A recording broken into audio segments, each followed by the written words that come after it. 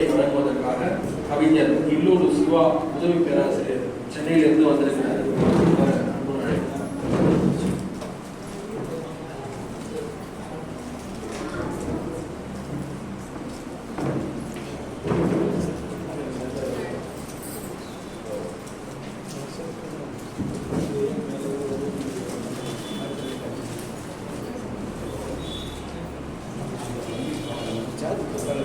பிரகாஷ் அவர்களுக்கு விதைகள் பதிப்பதற்கு மூலம் இந்த சாதனை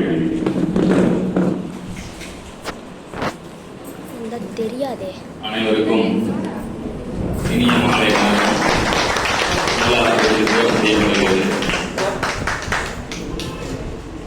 தெரிய மாட்டேங்குது. போமா. சென்னையில் கடுமையான வெயில்.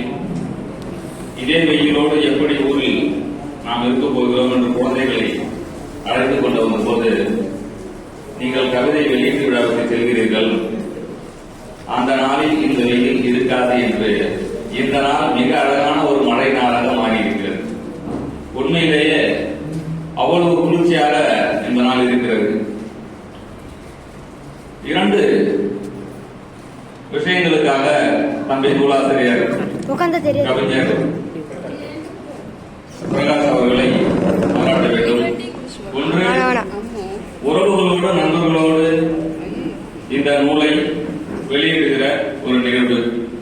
செஞ்சி மண்ணின் எழுத்தாளர்களை எல்லாம் உண்மையிலேயே அவர் யார் யாருக்கெல்லாம் அறிமுகம் என்றெல்லாம் தெரியாது.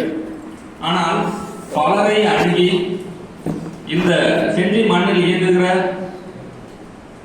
எழுத்தாளர்களை, அறிஞர்களை, இதை தொடர்ந்து வெளியில் இருக்கக்கூடிய அறிஞர்களை எல்லாம் அவர் அழைத்து இந்த ஒரு அற்புதமான ஒரு கவிதை நூலை வெளியிட்டிருக்கிறார்.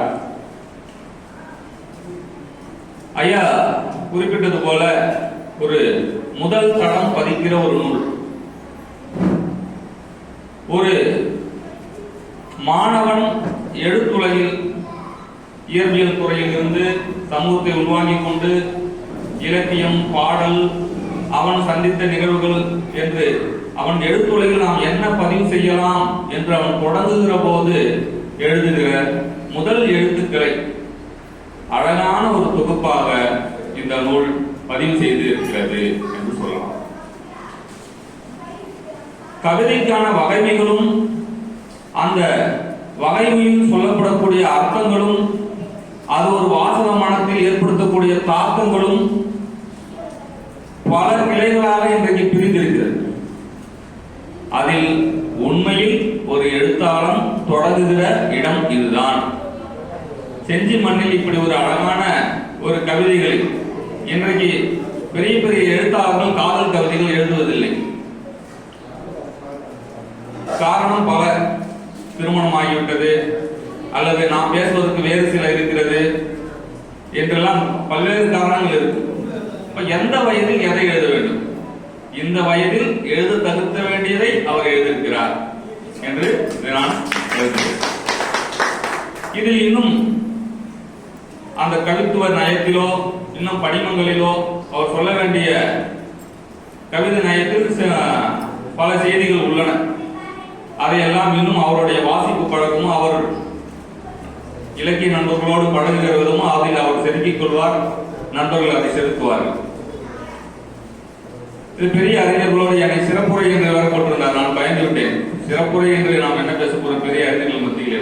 ஆனால் நான் இதில் சில விஷயங்களை சொல்ல எண்ணி நேற்றிரவு கவிதையின் உரையாடல் என்ன, ஒரு அதுவும் தொடக்கநிலை உரையாடல் எப்படி அமையும் என்பது குறித்து ஓரிரு பக்கம் மட்டும் ஒரு சிறு குறிப்பு எடுத்திருக்கிறேன். அதை மட்டும் முன் வாசித்து அவருடைய கவிதைக்குள் சில கவிதைகளை சொல்லி என்னுடைய உரையை நிறைவு செய்கிறேன். கவிதை அகவெளி உரையாடல். கவிதை மனதிற்குள் சட்டென தோன்றும் ஒரு வித மொழி விளையாட்டு.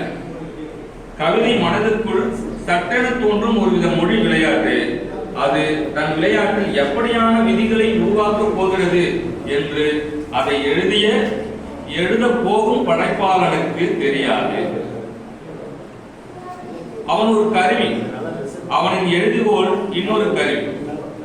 படைப்பாளன் ஒரு கருவி, அவனுடைய எழுதுகோள் இன்னொரு கருவி.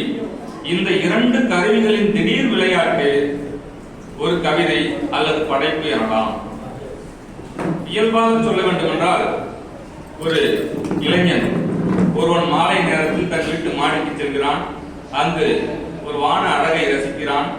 செங்குழம்பில் தோய்ந்த அந்த மேக அலைவரிசையை காணுகிறான். அடடா, எத்தனை அழகென மெய்மறந்து பார்க்கிறான். அவன் மீது சில்லென்று தென்றல் காற்று வீசுகிறது. மெய் சிலிர்த்து திரும்புகிறான். அவன் வீட்டு செடி கொடி அழகாய் அசைகிறது. செடி கொடி அழகாய் அசைகிறது. இவன் மனதுக்குள் ஒரு பாடல் தோன்றுகிறது. எங்கோ எப்போதோ கேட்ட கண்ணதாசன் பாட்டு. கொடி அசைந்ததும் காற்று வந்ததா, காற்று வந்ததும் கொடி அசைந்தது. அந்த பாடல், காற்று வந்ததும் கொடி அசைந்ததா, கொடி அசைந்ததா, காற்று வந்ததா, அற்புதமான பாடல். இந்த பாட்டை எல்லாம் கேட்கிறான். ஒரு இளைஞன் மனதில் அப்போது எதையோ எழுத வேண்டும் என்ற ஒரு ஆவல். அந்த ஆவலால் அவன் இப்படி முணுமுணுக்கும் போதே இவனுக்கு ஏதோ ஒரு விருப்பமான ஒரு நினைவோ அல்லது அவள் உருவமோ வந்து போகிறது. இவனும் ஒரு வித வெட்க சிரிப்போடு அவளை பார்க்கிறான். இருவருக்குள்ளும் இருப்பு கொள்ள முடியாத ஒரு வித ஈர்ப்பு வருகிறது. அதன் பெயர் காதல் என்று அவன் நினைக்கிறான். எந்த கணத்தில் எது நிகழ்ந்ததோ அதன் இயல்பில் நிகழ்ந்தது. உயிர் பிறப்பும் உயிர் புணர்வும் உயிர் இறப்பும் இயற்கையில் இயற்கையாய் நிகழ்கின்றன. இந்த இயற்கை தத்துவம் புரிந்து கொண்ட பின் மலரச் செய்ய எந்த நெருக்கடியும் இல்லை. மலர்கள் தானாக நிகழும். மலராயினும் அது மனமாயினும் அது படைப்பாயினும் அந்த மலர்கள் தானாக நிகழும். அப்படித்தான் கவிதையும் நிகழ்கின்றது. எழுதப் போகும் முன் என்ன எழுதப் போகிறோம் என்று படைப்பாளனுக்கு தெரியவில்லை. எழுதுகோலை எடுத்த பின் ஒரு பொருள் தன்னை எழுதி செல்கின்றது. அவன் மனதுக்குள் இருக்கிற உலக்கிடக்கை அவனை எழுதச் செய்கிறது. எழுதி முடித்த பின் எழுதியவனையே ஆச்சரியம் கொள்ளச் செய்தால் அது எல்லோருக்குரிய வாசிப்புக்குரிய படைப்பாக அவன் வெளிவர துணிகிறான். அவனுக்கு திருப்தி இல்லாத எத்தனையோ கவிதைகள் அவன் குறிப்பேட்டிலேயே தங்கிவிடுகிறது. இப்படி பிரகாஷ் அவர்கள் என்னை போனில் அழைத்து என்னிடம் 2-3 டைரிகள் இருக்கின்றன, உங்களை சந்திக்க வேண்டும் என்றெல்லாம் பேசினார். வாங்க தம்பி சந்திக்கலாம் அப்படின்னு சொல்லிட்டு இருந்தோம். அந்த மாதிரி பேசிட்டு இருக்கும் போதே அவர் வந்து அதுக்கான அந்த உல ஆர்வம் இருக்கு இல்லைங்களா, அத இன்னும் பலரையும் சந்தித்து உடனடியாக அந்த மன ஆர்வம் தன்னை அழகான ஒரு நூலாக கொண்டு வந்துட்டார். நூலாக கொண்டு வந்த போது என்னிடம் காண்பித்தார். மிகவும் மகிழ்ச்சி அடைந்தேன். ஒரு கிராமத்தில் இருந்து அந்த ஒரு அப்பாவின் நாத்து முடி என்ற ஒரு கவிதை, ஒரு அந்த கவிஞனுக்கான ஒரு அசலான கவிதைகள் என்று இதில் ஓரிரு கவிதைகளை என்னால் சுட்ட முடியும். அப்படி ஒரு கவிதை என்று சொன்னால் அதில் அப்பாவின் நாத்து முடி என்ற ஒரு கவிதை. நின்னங்கால் நெடுங்காலாக என்ற ஒரு வார்த்தையை பயன்படுத்துகிறார். உண்மையிலேயே அந்த மாதிரியான ஒரு சொல்லாடல்கள் அந்த அசல் மண்ணில் வாழ்ந்த மனிதனுக்கான ஒரு சொல்லாடலாக இருக்கு.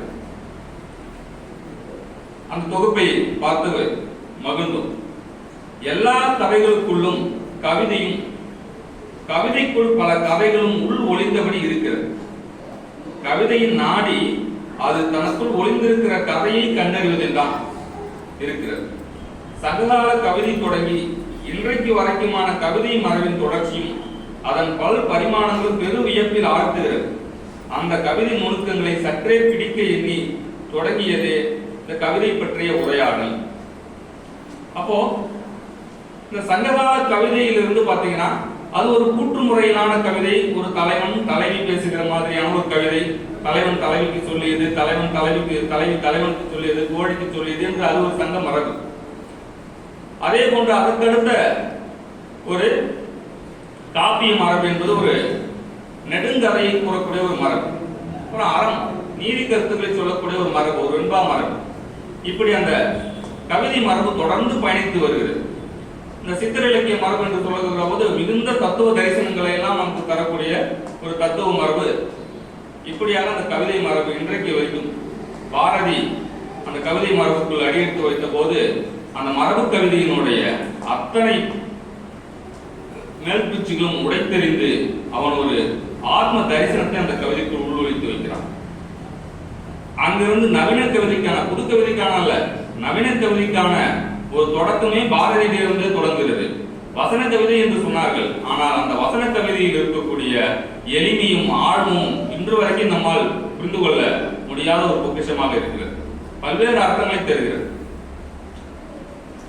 அப்படி பல்வேறு வகைமைகளுக்குள், கவிதை தன்மைகளுக்குள் கவிஞர் தேசிய பிரகாஷ் இந்த மண்ணில் ஐயாக்கள் சொன்னது போல ஒரு விதையை நட்டிருக்கிறார், முளைத்து வருகிறார் ஒரு நாற்றங்காலார்.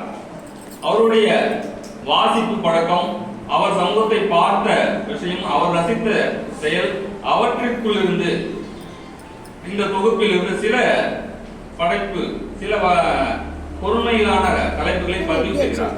அதில் பெரும்பாலும் காதல் சார்ந்த பதிவுகள் இயல்பாக எழுதுகிறார்.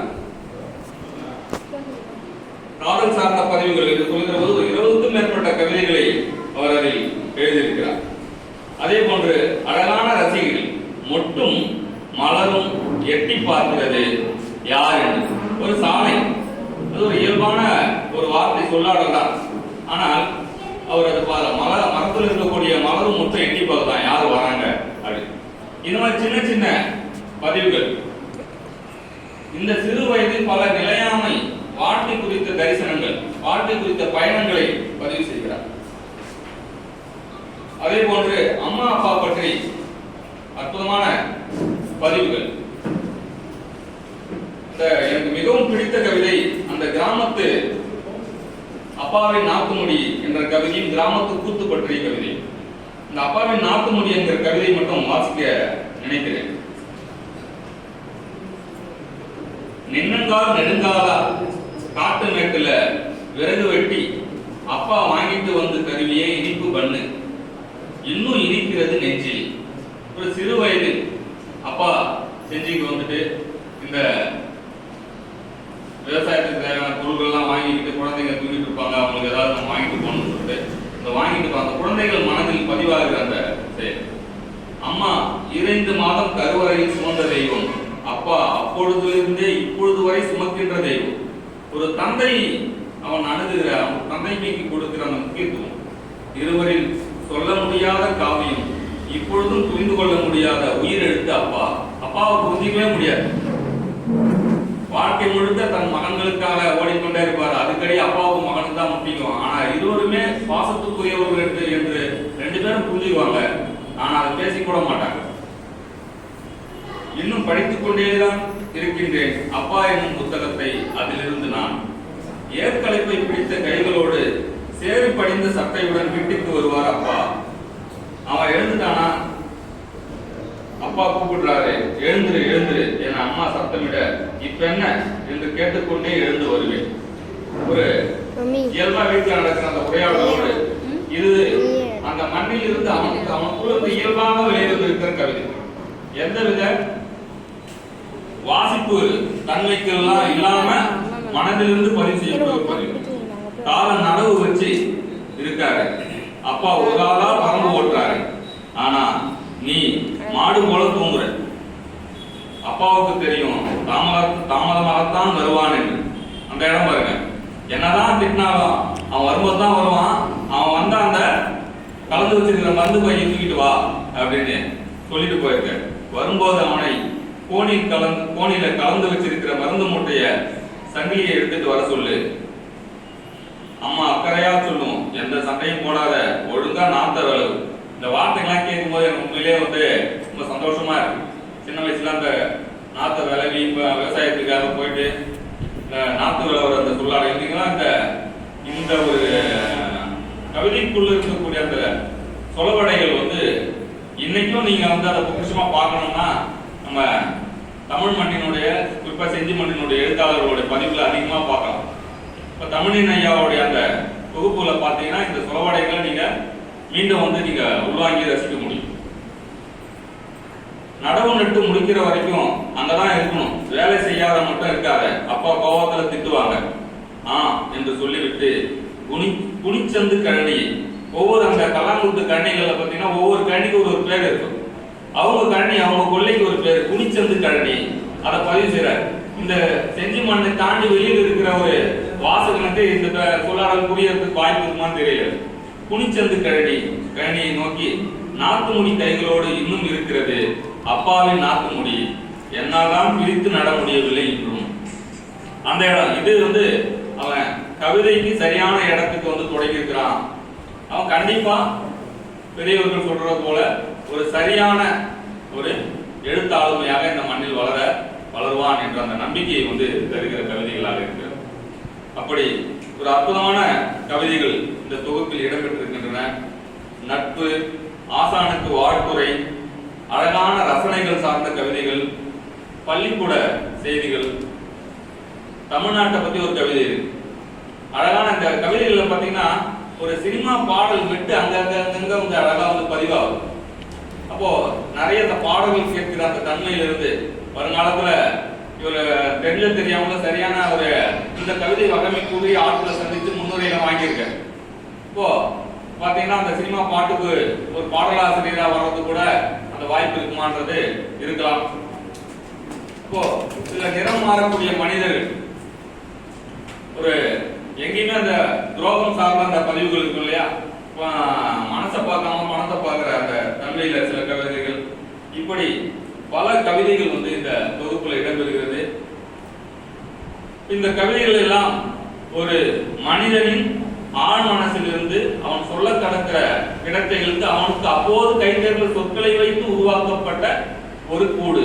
அது என் வீடு கவிக்கூடு என்கிற தொகுப்பாக வெளிவந்திருக்கிறது. இந்த கவிதை தொகுப்பை நம் செஞ்சி மண்ணின் ஒரு எழுத்தாளராக அவர் வருவதற்கு வந்து சாத்தியமாகி இருக்கக்கூடிய அந்த தன்மையில் மிகுந்த மனமகிழ்வோடு பாராட்டுகிறோம், வாழ்த்துகிறோம்.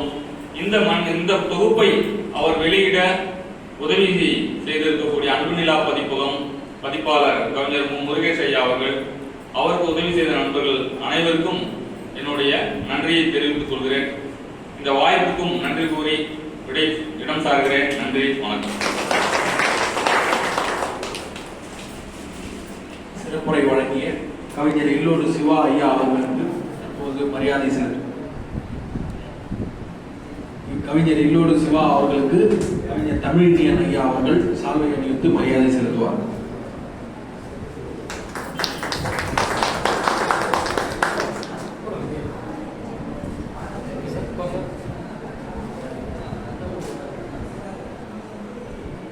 அவரை தொடர்ந்து கவிதை நூல் குறித்து